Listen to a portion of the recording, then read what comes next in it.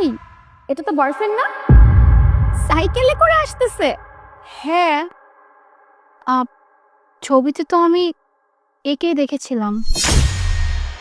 Sorry, actually অনেক late হয়ে গেছে। This is for you. It's okay, thank you. শুধু কি মুনার জন্য এই টেডিটাই এনেছেন, আর কিছু আনেননি?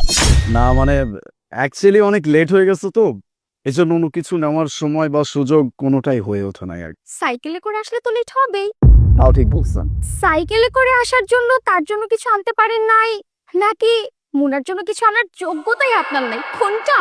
না, তেমন কিছু না। দেখ না, আমি তোকে এখনো বলছি এই লোকটার সাথে ডেটে ফিরে যাওয়া দরকার নেই। এর থেকে ভালো আমার সাথে চল, আমার বয়ফ্রেন্ড আসতেছে। তুই তো জানিস আমার বয়ফ্রেন্ডের কত টাকা পয়সা, দামি গাড়িতে চড়ে। তুই জানিস অন্তত যে আমরা কোথায় গিয়ে বসি খাওয়ার জন্য।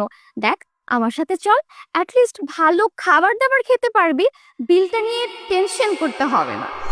তুলি, আমি আসলে ওর সাথে ডেটে আসছি, আর আমি ওর সাথেই যাব।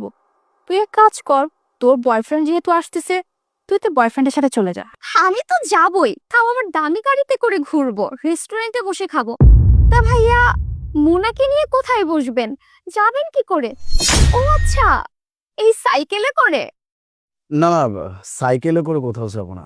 পেছনে একটা রেস্টুরেন্ট আছে, ভাবছি যে ওখানেই বসবো।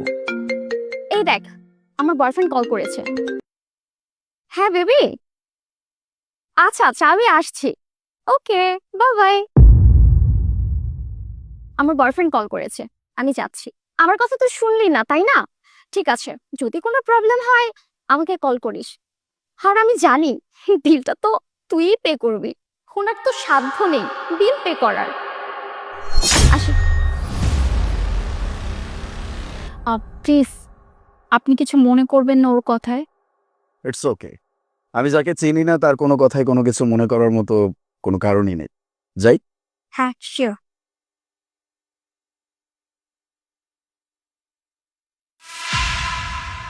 আপনি কিন্তু ছবির থেকে বাস্তবে দেখতে বেশি সুন্দর। Thank you very much. If you don't mind, আমি আপনাকে একটা প্রশ্ন করতে চাই। শিওর। আপনি আপনার লাইফ পার্টনারের ভিতরে এমন কোন গুণটা দেখতে চান যেটার মাধ্যমে আপনার কাছে তাকে পারফেক্ট মনে হবে? আপনি যে কোশ্চেনটা আমাকে করেছেন, বেসিক্যালি আমি আমার জীবনে এমন একজন পার্টনার চাই যে কিনা খুব ইমোশনালি ম্যাচিওর হবে। কারণ আমি তার মধ্যে এমন কিছু চাই, লাইক সে যেন ইমোশনাল স্টেবল হয়, তার মধ্যে থেকে যেন কখনো আবেগ না কমে যায়, মানে আমার দিক থেকে তার কখনো যেন ভালোবাসা না কমে। তাই আমি এমন একজন মানুষ আমার জীবনে চাই যে কিনা খুব ইমোশনাল স্টেবল হয়। আচ্ছা, ওই দামি বাড়ি, দামি গাড়ি, ব্যাংক ব্যালেন্স, এসব কিছুর দরকার নেই? এগুলোতে কতক্ষণ সুখ থাকে বলুন তো? কারণ এই বাড়ি, গাড়ি, দামি জিনিসপত্র, এগুলো যতক্ষণ আপনি পেতে থাকবেন ততক্ষণই কিন্তু আপনার জীবনে চাহিদা থাকবে। কিন্তু আপনার জীবনে একজন বিশ্বস্ত জীবন সঙ্গী যদি আপনার জীবনে থাকে বা আপনার জীবনে আসে, তাহলে কিন্তু আপনার পুরো বাকিটা জীবন সুখে কাটবে, আপনার জীবনে কোনো কষ্ট থাকবে না। তাই আমার কাছে ওই দামের বাড়ি গাড়ির থেকে বিশ্বস্ত একজন লাইফ পার্টনার দরকার। আমি তো ভাবছিলাম অন্য মেয়েদের মতো আপনিও এমন কিছুই বলবেন, দামি বাড়ি, দামি গাড়ি, ব্যাংক ব্যালেন্স, এসব কিছু আপনার লাগবে। এগুলা তো আমি নিজেও করে নিতে পারবো, তাই না? আমি যদি কষ্ট করে আর্ন করি, তাহলে বাড়ি, গাড়ি সবকিছু আমি একটু একটু করে জোগাড় করে নিতে পারবো। কিন্তু একজন বিশ্বস্ত লয়াল লাইফ পার্টনার, এটা তো খুব ইজিতে পাওয়া যায় না, তাই না? খুব ভালো লাগলো, আপনার চিন্তা ভাবনা অনেক সুন্দর।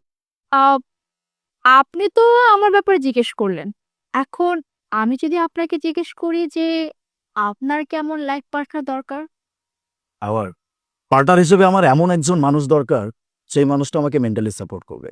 দেখেন, আমি আমার কাজ, আমার ক্যারিয়ার, এই সব কিছু নিয়ে অনেক বেশি সিরিয়াস।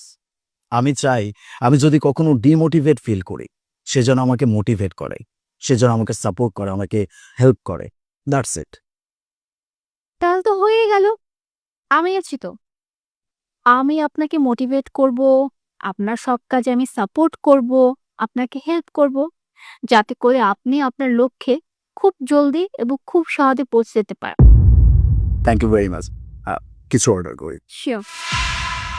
জানো না তো আজকে কি হয়েছে? মুন্নার বয়ফ্রেন্ড আসছে, তাও নাকি সাইকেলে করে। First date. Oh really? আরে হ্যাঁ, আর সাইকেলে করে কি প্রথম ডেটে আসে বলো তো? আর তুমি যদি দেখতে তাহলে বলতে, চেহারা, পোশাক আশাক, উফ, কি বিরক্তিকর একটা ভাব ছিল। স্যার বিলটা।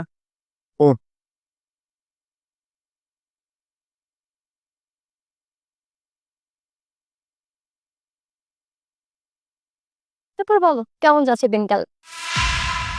স্যার এটা কাজ করতেছে না। হোয়াট? টেকনিশিয়ান কোনো প্রবলেম হতে পারে। আচ্ছা তুলি, বিলটা তুমি আজ দিয়ে দাও। আমি হ্যাঁ, কেন না? আমি বিল পে করব?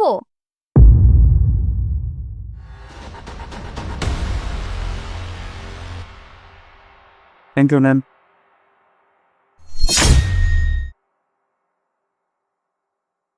ম্যাম আপনার কার্ডটা।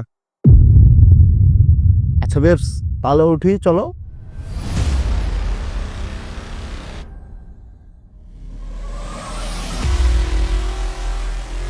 আরে তোরা আমরা মুভি দেখতে যাচ্ছি।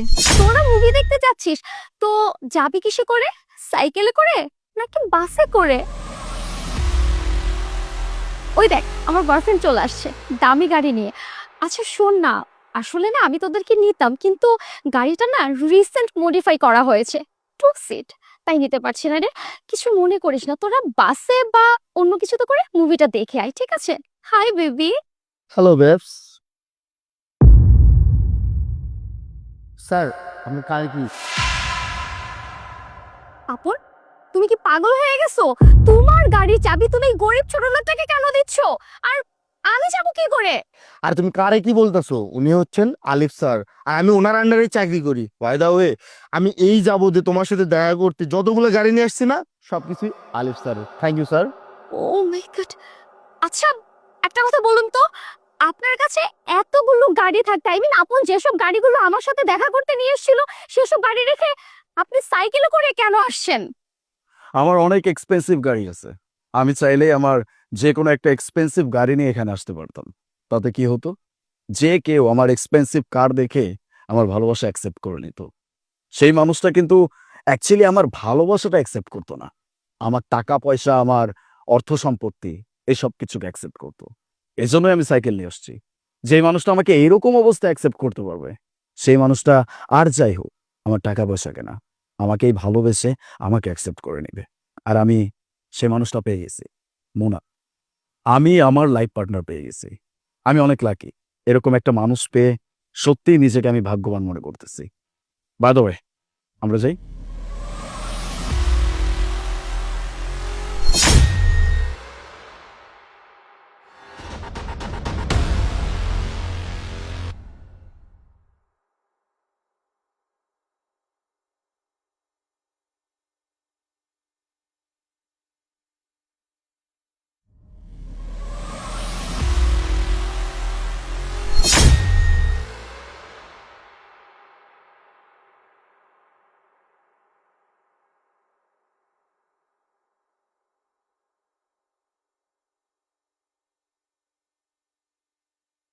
বেবস চলো।